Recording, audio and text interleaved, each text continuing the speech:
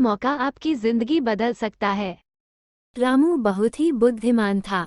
बात उस समय की है जब वो राजा कृष्णदेव के दरबार के सदस्य नहीं थे।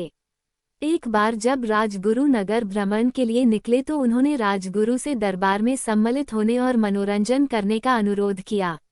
रामू ने अपनी लिखी कुछ हास्य पंक्तियां भी राजगुरु को दिखाई। राजगुरु ने उन्हें कह दिया कि ठीक है, मैं महाराज से बात कर तुम्हें बता दूंगा। कई हफ्ते बीतने के बाद भी जब राजगुरु की तरफ से कोई जवाब नहीं आया तो रामू ने खुद राजगुरु से मिलने का फैसला किया। जब राजगुरु ने उन्हें देखा तो वह आश्चर्यचकित हो गए कि रामू ने उसकी बातों को इतनी गंभीरता से लिया और मिलने भी आ पहुंचा।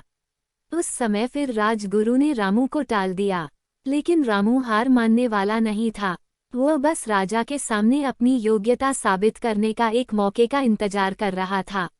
अगले दिन रामू दरबार में पहुंच गया जहां एक प्रसिद्ध जादूगर राजा और उसके दरबारियों का मनोरंजन कर रहा था।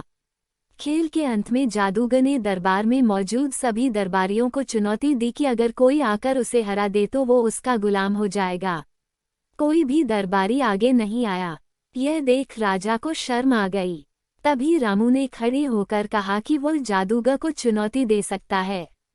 राजा ने रामू को देखा और बोले, ठीक है, यदि तुम इस जादूगर को हरा दोगे तो तुम्हें सोने से भरा एक थैली तुम्हें उपहार में दूंगा।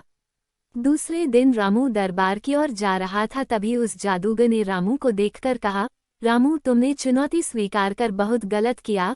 तुम्हें सोने से भरी थैली तो नहीं मिलेगी, हाँ मैं तुम्हें यह रेत से भरी थैली देता हूँ। जब जब तुम इसे देखोगे तो मेरी याद आएगी।